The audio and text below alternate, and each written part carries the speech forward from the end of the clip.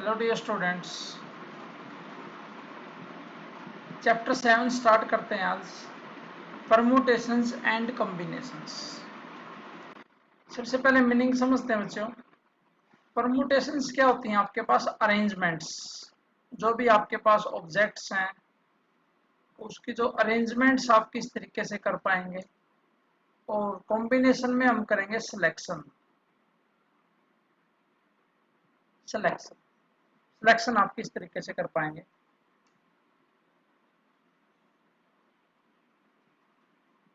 जैसे कि आप स्कूल में जाते हैं बच्चों, तो आपके स्कूल के एंट्री के लिए 2 गेट बने हुए हैं। ये आपके पास एंट्रेंस है। एंट्री करने के लिए आपके पास 2 गेट हैं स्कूल के। ठीक है। लेकिन जब आपके जो है स्कूल की छुट्टी हो जाती है बच्चों, तो उसके बाद क्या है कि जब स्कूल की छुट्टी होने के बाद है तो उसमें जो है एक गेट एक्स्ट्रा जो है ओपन कर देते हैं। यानी कि एंट्री करने की जो चॉइस है मेरी वो 2 हैं। छुट्टी के टाइम गैदरिंग ज़्यादा हो जाती है तो जो एग्जिट एग्जिट की चॉइस है वो 3 है बच्चों। 1, 2 और एक गेट और खोल देते हैं बच्चे, जहाँ से बच्चे बाइक साइकिल लेके चले जाते हैं। यहाँ से हम क्या समझना चाहते हैं कि आपके पास जो है 2 एंट्रेंस हैं और 3 क्या है, एग्जिट है बच्चों। तो इसमें उन्हें fundamental principle of counting use करनी है कि उसके जो है क्या क्या मेथड हो सकते हैं। ठीक है। जैसे कि इसको मैं डिनोट कर देता हूँ P1, P2 और P3 के नाम से। तो क्या क्या पॉसिबिलिटीज हो सकती हैं वेज, यानी कि पॉसिबिलिटी क्या हो सकती है। E1 P1, यानी कि E1 से आपने एंट्री की मॉर्निंग में और छुट्टी होने के बाद P1 गेट से बाहर निकल गए। ये ऐसा भी हो सकता है E1 P2, या क्या हो सकता है E1 P3। E1 P3 मतलब इस गेट से एंट्री की और P3 से आप बाहर निकल गए। और क्या हो सकता है E2 P1, सेकंड गेट से एंट्री की, फर्स्ट से बाहर निकल गए। E2 P2, E2 P3। These are the ways. Ways मतलब पॉसिबिलिटीज। ये आपके पास क्या हो जाएंगी, पॉसिबिलिटीज हो जाएंगी। इसको हम बोलते हैं फंडामेंटल प्रिंसिपल ऑफ काउंटिंग। ठीक है। तो आप डेफिनेशन देखते हैं इसकी। देखिए क्या है fundamental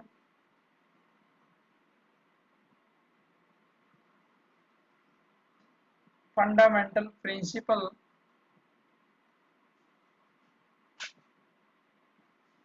fundamental principle of counting. Fundamental principle of counting, इसको हम सीखेंगे कि फंडामेंटल प्रिंसिपल ऑफ काउंटिंग क्या होती है। देखिए बच्चों, डेफिनेशन हम स्टार्ट करते हैं। If an event A if an event A can occur if an event A can occur in m different ways, जैसे कि एंट्री के लिए 2 गेट थे, in m different ways following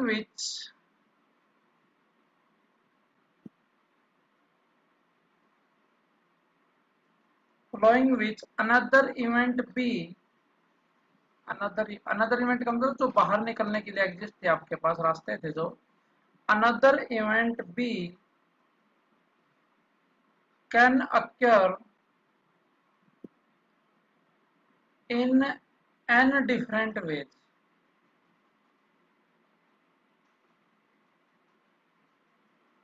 in n different ways, then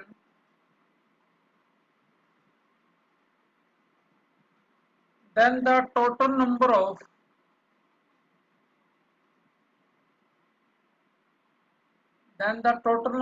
occurrence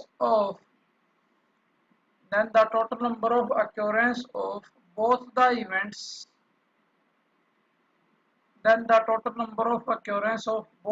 events A and B in the then the total number of occurrence of both the events A and B in the given order is m by n. Then the total number of occurrence of both the events in the given order is m into n. यानी कि event A के लिए m veg, event B के लिए n veg, तो total number of ways आएंगे fundamental principle of counting से m into n आ जाएंगे। ठीक है बच्चों, एक्सरसाइज स्टार्ट करते हैं। एलिमेंट्स बुक से हम काम कर रहे हैं बच्चों, तो आप साथ में जो स्टेटमेंट इसकी लेंथी है तो साथ के साथ जो आप है अपने साथ जो है बुक को ओपन कर लीजिए एक बार। एलिमेंट्स मैथमेटिक्स की जो आपके पास बुक है सीबीएसई के लिए यूज करते हैं इसको, तो उसको आप देख लीजिए। इसके बाद फर्स्ट क्वेश्चन स्टार्ट करते हैं। देखिए, in railway compartment 6 seats are vacant on a bench. Rail के एक डिब्बे में बच्चों 6 सीट खाली है। 6 सीट्स आर वैकेंट ऑन, यानी कि एक सीट है जो ट्रेन में उसमें 6 सीट खाली है। 1 2 3 4 5 और 6, ये 6 सीट खाली है। ठीक है, एक सीट पर 6 बंदे बैठ सकते हैं, तो ये पोजीशन खाली है। In how many ways can 3 passenger seat on them. 3 यात्री हैं बच्चों, अभी लिखेंगे उस साइड में, पहले आप समझ लीजिए। 3 पैसेंजर हैं, वो सीट पर कैसे बैठ सकते हैं। देखिए बच्चों, ध्यान से समझना आपको लॉजिक के साथ। सीट कितनी खाली है? 6। यहाँ से पहला बंदा बच्चों जो फर्स्ट पर्सन है उसके बैठने के लिए कितनी चॉइस है? 6। वो 6 में से किसी सीट पर भी बैठ सकता है। समझ गए बात? सेकंड जो दूसरा बंदा बैठेगा बच्चों उसके लिए कितनी चॉइस है? 5। 5 सीट में से कहीं पर भी बैठ सकता है। थर्ड है जो थर्ड में कितनी सीट पर बैठ सकता है बच्चों? 4 में से, क्योंकि 2 बंदे तो ऑलरेडी बैठ चुके हैं। तो ये आएगा 6 इंटू 5 इंटू 4। ठीक है, तो मैं थोड़ा लैंग्वेज लिखने की कोशिश करते हैं। यहाँ पर देखिए, the first passenger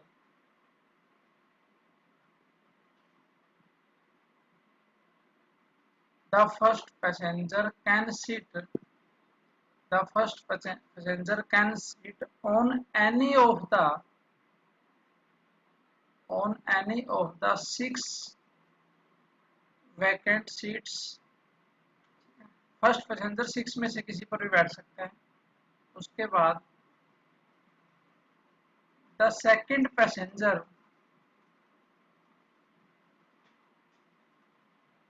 can seat the second passenger can sit on any of the remaining 5 vacant seats, and third passenger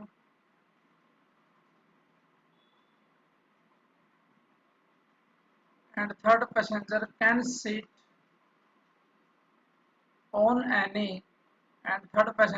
sit on any of the remaining 4 vacant seats। ठीक है, आ गया वो समझ में। उसके बाद लिखेंगे hence by fundamental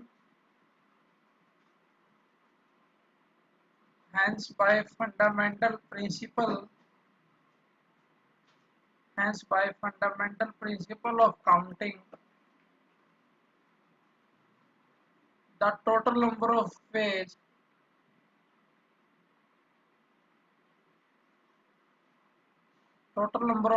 is equal to 6 into 5 into 4 is equal to 120।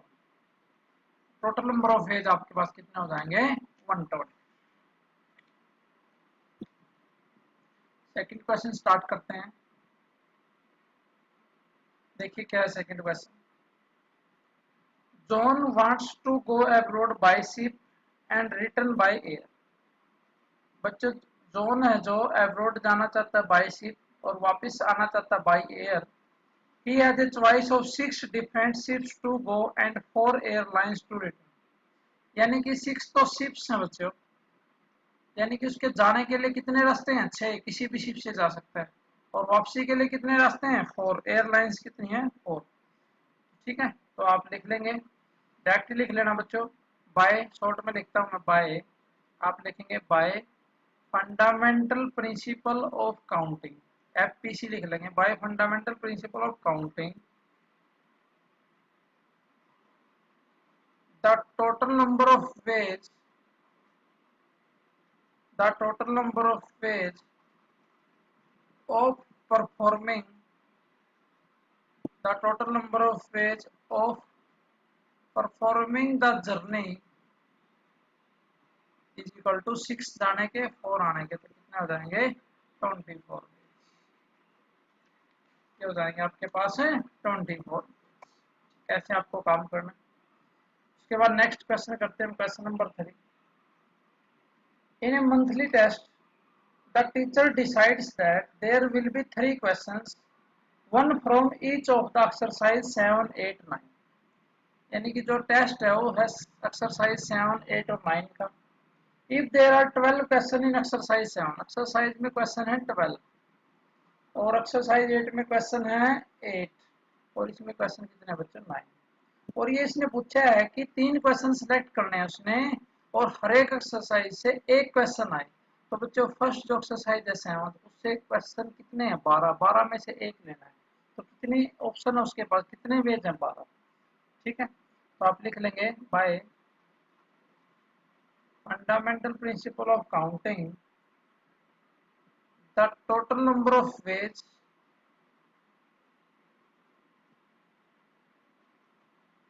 the total number of ways in which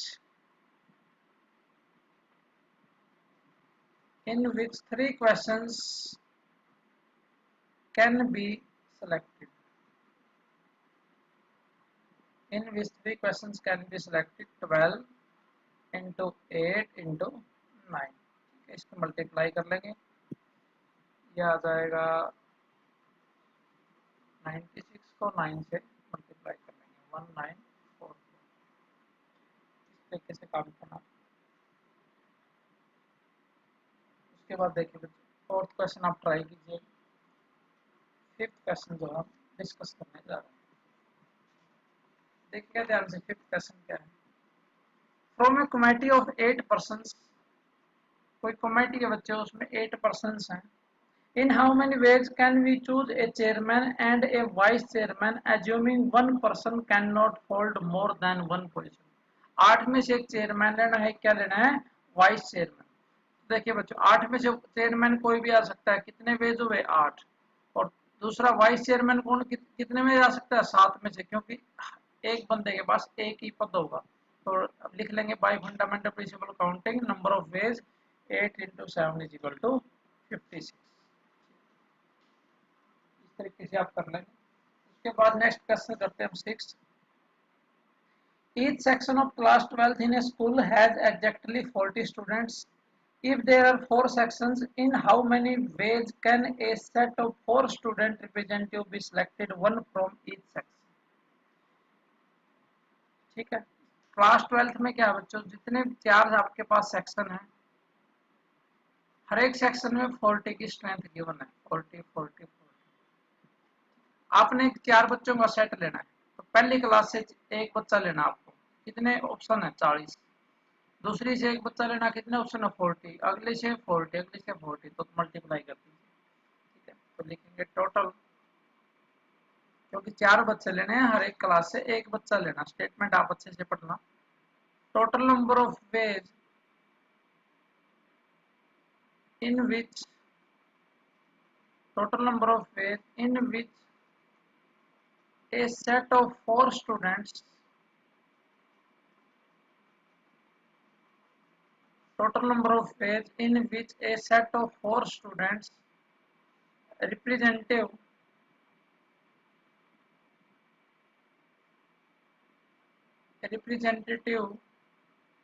total number of ways in which a set of 4 students representative can be selected, तो पहले एक बच्चा लेना 40 में से कोई भी आ सकता है फर्स्ट सेक्शन में। सेकंड क्लास में कितने बच्चे हैं बच्चों सेकंड सेक्शन में 40, उनमें से एक लेना है तो 40 इंटू 40 इंटू मल्टीप्लाई कर दिए 4 4 दिस तो ये आएगा 256 और 4 जीरो 1 2 3। इस तरीके से आपको काम करना है। क्वेश्चन नंबर 7 को अच्छे से करेंगे। A team consists of 6 boys and 4 girls। एक टीम में 6 बॉयज हैं और 4 क्या है गर्ल्स हैं, लड़कियां हैं बच्चों, 4 लड़की। यहाँ पर क्या है 6 बॉयज 4 गर्ल्स हैं एंड द अदर हैज, जो दूसरी टीम है उसमें 5 बॉयज और 3 गर्ल्स हैं। How many single matches can be arranged between the two teams when a boys plays against a boy a girls against. कितने मैच अरेंज हो सकते हैं बच्चों, बॉयज बॉयज के अगेंस्ट खेलेगा और गर्ल्स है जो गर्ल्स के अगेंस्ट खेलेगी। ठीक है, अब देखिए ध्यान से सिंगल मैचेस अरेंज करते हैं बॉयज बॉयज के बीच। इसमें कितने बॉयज हैं 6, इसमें कितने 5, तो बॉयज के मैच कितने हो जाएंगे 6 इंटू 5 30। गर्ल्स के मैच कितने हो जाएंगे 4 इंटू 3 12। ये तो हो गए बॉयज के मैच, फिर गर्ल्स के मैच, दोनों को क्या कर देंगे टोटल कर देंगे, मल्टीप्लाई नहीं करना बच्चों क्योंकि बॉयज के मैच अलग हैं गर्ल्स के अलग। ठीक है, तो आप लिखेंगे the number of single matches that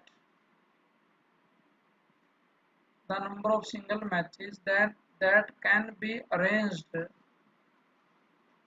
between the number of single matches that can be arranged between of two teams। ये कितना हो जाएगा 6 इंटू 5 इक्वल टू 30। अब गर्ल्स के निकालते हैं। number of single matches that can be arranged between girls of two teams is equal to 4 into 3 is equal to 7। ये तो हमने निकाल लिए दोनों के सिंगल मैचेस। अब क्या करना है टोटल सिंगल मैच कितने होंगे तो दोनों को क्या कर देंगे ऐड कर देंगे। देयरफॉर टोटल नंबर ऑफ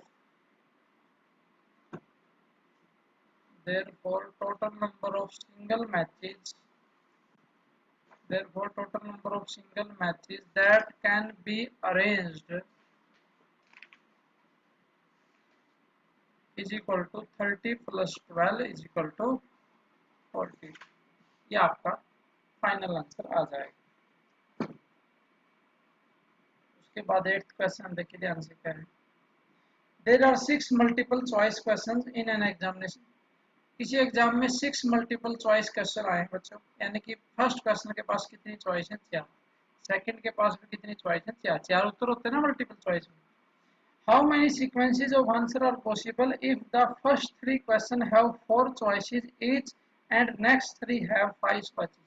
जो फर्स्ट 4 क्वेश्चन है उसमें हर एक के पास 4 चॉइस हैं और जो नेक्स्ट 3 हैं बच्चों उनके पास कितनी चॉइस हैं, हर एक के पास 5 चॉइस। यानी कि पहले 3 क्वेश्चन उसमें 4 ऑप्शन हैं और जो लास्ट के 3 है उसमें कितने ऑप्शन हैं 5 ऑप्शन। ठीक है, तो आप लिखेंगे bye fundamental principle of counting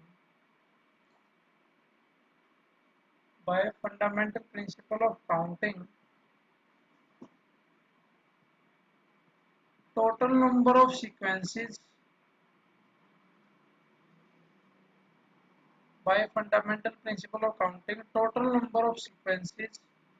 of answers are ध्यान से समझना बच्चों। यहाँ लिखेंगे पहले 3 क्वेश्चन है उनमें हर एक के पास 4 चॉइस और लास्ट के जो 3 है उनमें हर एक के पास कितनी है 5।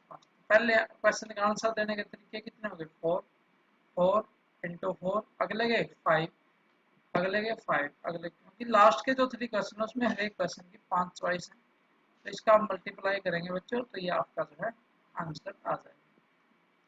इस तरीके से आप क्वेश्चन नंबर 8 को जो है कंप्लीट करेंगे।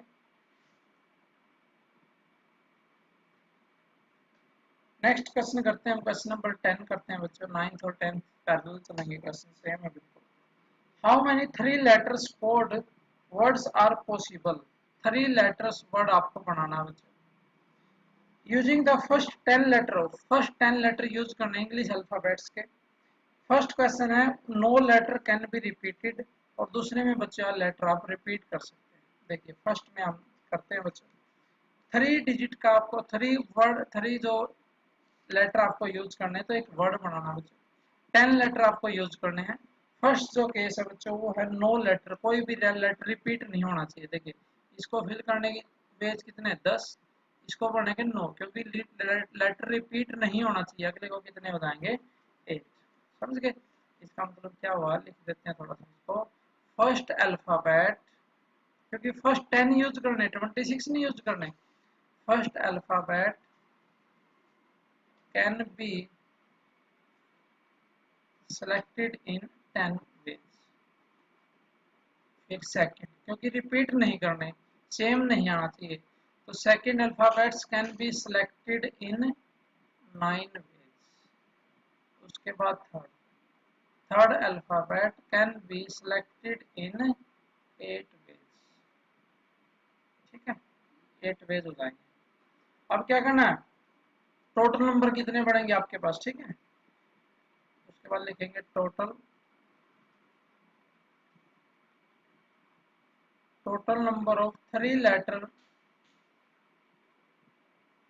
code word, total number of 3 letter code words that are possible, total number of 3 letter code words that are possible is equal to 10 into 9 into 8 is equal to 720 आ जाएगा। ये कब था case, जब letter repeat ना करें। लेकिन अगर repetition हो जाती है बच्चों, यानी कि सेम लेटर आप ले सकते हैं, सेकंड केस करें हम रिपीटेड का, व्हेन लेटर्स आर रिपीटेड, जब आपके पास लेटर्स हैं वो रिपीट करना है। रिपीट का मतलब आप सेम भी ले सकते हैं, तो फर्स्ट पर कितने आएंगे 10, अगले पर भी कितने आएंगे 10, अगले पर भी कितने आएंगे 10 आ जाएंगे। यानी कि फर्स्ट अल्फाबेट सेलेक्ट करने के बाद 10, सेकंड के भी 10, क्योंकि रिपीट कर सकते हैं आप, लेटर्स रिपीट। ठीक है, तो सीधा आंसर लिखते हैं यहाँ पर, total number of 3 letter code words that are possible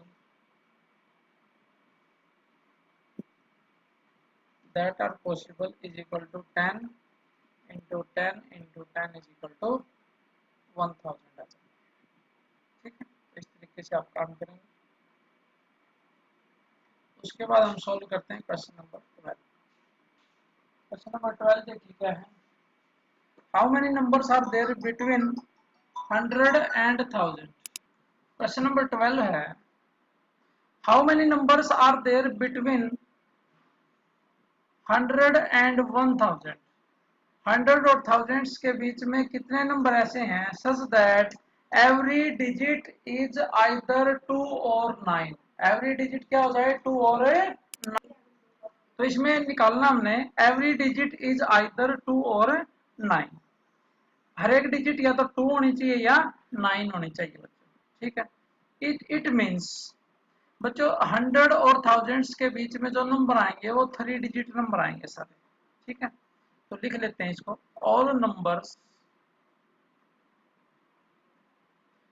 between 100 and 1000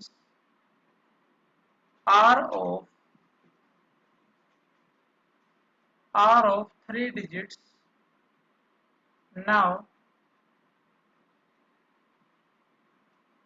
every digit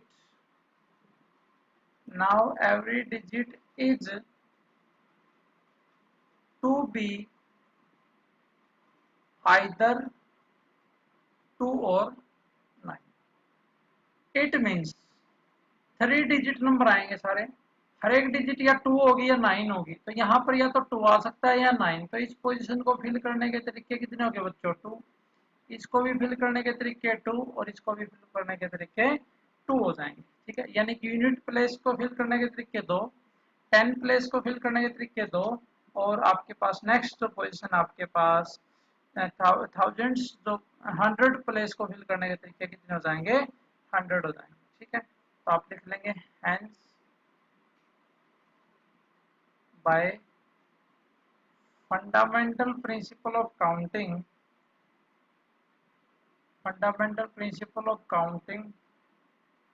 total numbers between 100 and 1000 in which every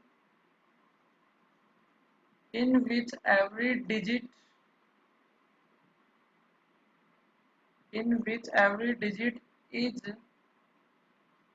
either 2 or 9. So 2 into 2 into 2 is equal to 8 आ जाएगा। 2 into 2 2 into 8 आ जाएगा। ठीक है, next question करते हैं बच्चों 14।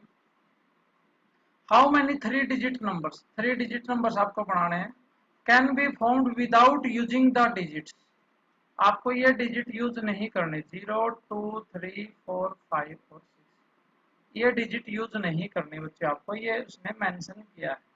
तो digit कितनी होती है आपके पास? 10 होती हैं, 0 से लेके 9 तक 10 होती हैं, और ये डिजिट आपको यूज नहीं करनी, ये उसने ऐसा हमारे को बोला है। अब देखिए आगे, तो इसका मतलब रिमेनिंग डिजिट क्या क्या बची बच्चों? 1, उसके बाद 7 8 और 9। इसका मतलब क्या हुआ? यूनिट देखो, ये डिजिट यूज नहीं करने, तो इनको छोड़ के क्या क्या बचा? 1 7 8 और 9, यानी कि यूनिट प्लेस को यहाँ से भर सकता हूँ मैं 1 4 8 9, यानी कि 4 वेज से भर सकते हैं। तो आप लिखेंगे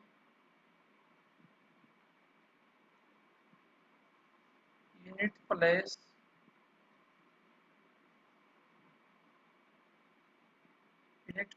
can be filled up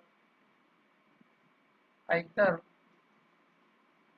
of क्या क्या भर सकते हैं? 1 7 8 और 9, कितने तरीके से? इन 4 वेज, इन 4 वेज। ठीक है, इसी तरीके से इसको भरने के तरीके 4।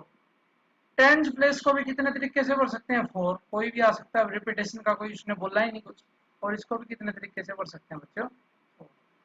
तो लिख लेंगे hence by fundamental principle of counting total 3 digit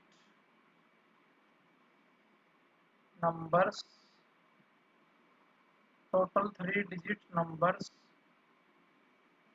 which can be formed, total 3 digit numbers which can be formed without using the digits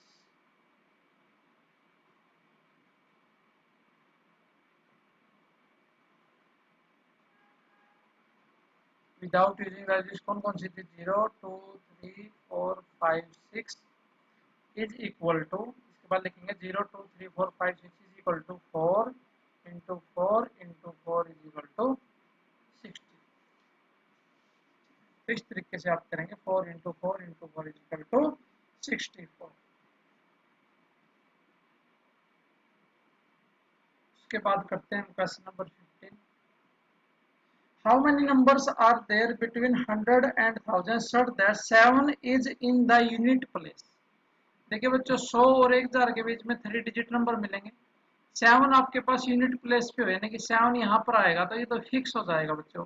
तो यूनिट प्लेस को पढ़ने के जो वेज हम कितने हो गए? 1, क्योंकि यहाँ तो फिक्स हो गया ना, 7 लेना ही लेना, क्योंकि मेंशन किया उसने 7 is in the unit place. ठीक है, अब देखिए बच्चों, टोटल डिजिट आपके पास कितनी होती हैं? 10 होती हैं। 0 1 2 3 4 5 6 7 8 और 9। अब बच्चों 3 डिजिट नंबर लेने हैं, तो यहाँ पर मैं 0 भी नहीं ले सकता, तो यहाँ 0 नहीं ले सकता, तो इस पोजीशन को पढ़ने के तरीके कितने हो गए? 9। और इसको पढ़ने के तरीके 10, क्योंकि यहाँ पर 0 आ सकते हैं। लास्ट को पढ़ने के तरीके 1, क्यों? क्योंकि यहाँ पर 7 क्या करना है, मुझे फिक्स करना है। ठीक है, तो समझ आ गया क्वेश्चन, तो लिख लेते हैं इसको सीधा ही। By fundamental principle of counting the total numbers, by fundamental principle of counting, the total numbers between 100 and 1000 having 7 in unit place is equal to, देखिए समझ के आपको करना बच्चों, यूनिट प्लेस पे 7 लेना है तो बढ़ने के वेज 1, यहाँ कुछ भी ले सकते हैं, 10 में से कुछ भी आ सकता है, लेकिन यहाँ पर जो ये प्लेस है बच्चे आपके पास 100 प्लेस पर आप 0 नहीं ले सकते, क्योंकि वो फिर 2 डिजिट नंबर बन जाएगा। तो कितना आएगा 9, फाइनल आंसर आपके पास कितना आएगा 90, कितना आएगा बच्चों 90। ठीक है, तो इस तरीके से आपको काम करना है। उसके बाद नेक्स्ट क्वेश्चन सॉल्व करते हैं हम, question number 18। Find the number of 4 letter words.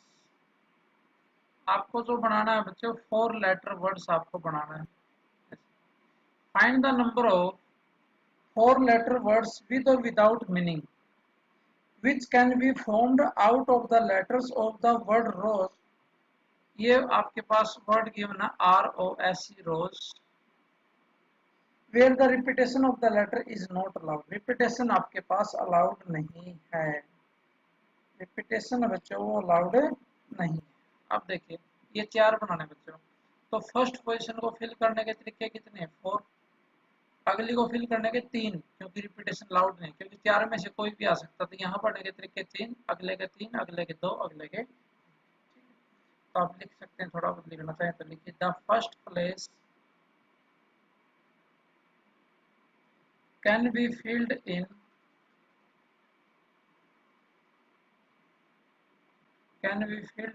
four different ways। the first place can be filled in 4 different ways।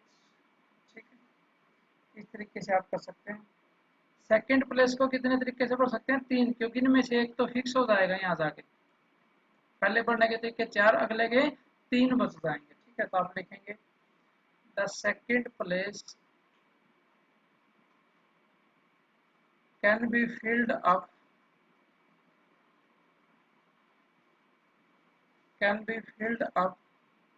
by any of the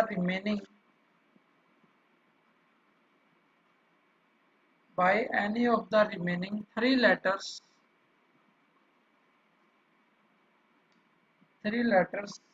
in 3 different ways।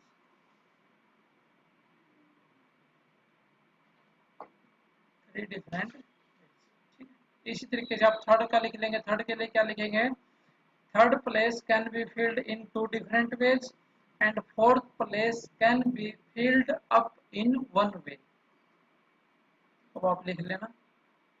इसके बाद लिखेंगे hence by fundamental principle of counting the total number of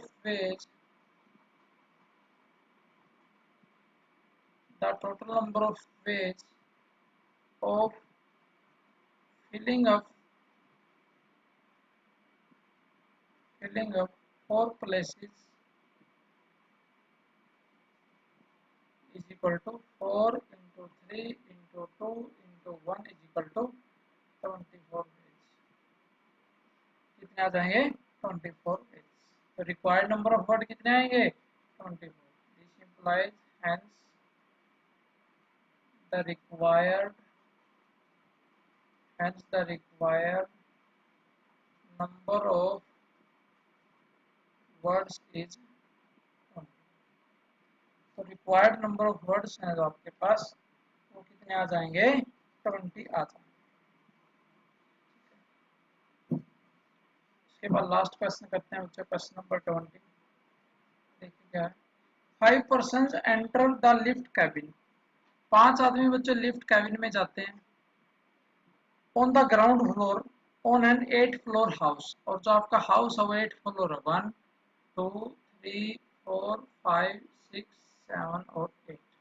यहाँ इसमें 5% enter करते हैं। Suppose each of them can leave the cabin independently at any floor. 5 आदमी किसी भी फ्लोर पे जा सकते हैं बच्चों, इंडिपेंडेंटली जा सकते हैं।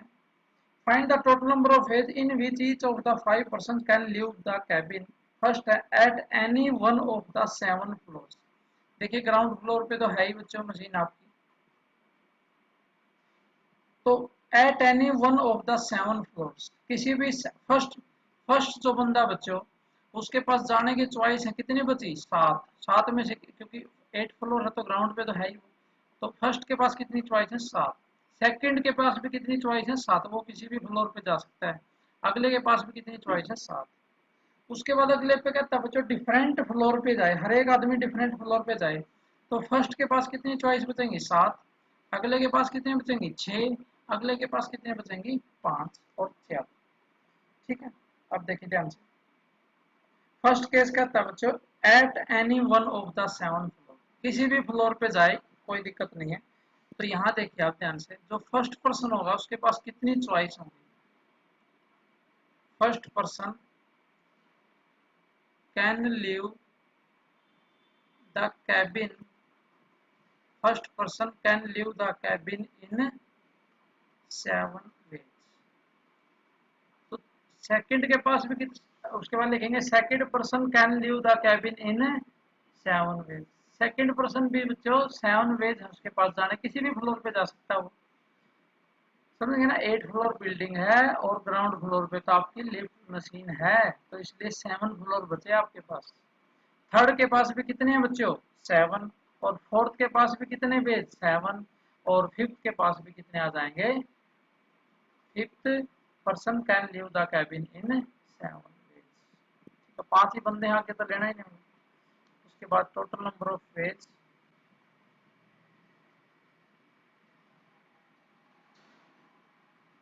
total number of ways is equal to 7 into 7 into 7 into 7 is equal to 7 raised to the power 5।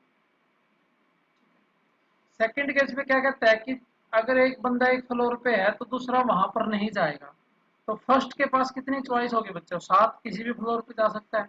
Second के पास कितनी चॉइस होगी, 6, क्योंकि उस फ्लोर पे नहीं जाना उसको। थर्ड के पास कितनी चॉइस होगी, 5। फोर्थ के पास 4 और फिफ्थ के पास 3 चॉइस हो जाएंगे।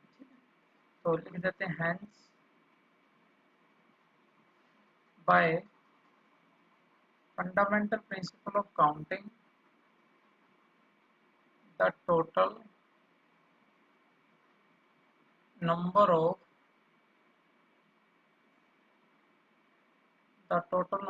possible ways is equal to, देखिए फर्स्ट पर्सन के पास कितनी चॉइस है, 7। अगले के पास कितनी है, 6। अगले के पास 5। अगले के पास 4। अगले के पास 3। अगले के पास 2 नहीं करना क्योंकि बंदे 5 हैं। First, second, third, fourth is equal to, इसका जब हम मल्टीप्लाई करेंगे तो ये आएगा 2520 2520 पेज। तो इस तरीके से आप सॉल्व करेंगे। तो ये हमने परमुटेशन से चैप्टर बच्चों उसके कुछ बेसिक जो कॉन्सेप्ट्स हैं वो हमने इस एक्सरसाइज में डिस्कस किए हैं। नेक्स्ट एक्सरसाइज में हम बच्चों डिफरेंस सीखेंगे अरेंजमेंट्स और कॉम्बिनेशन के बीच में। Thank you, all the best.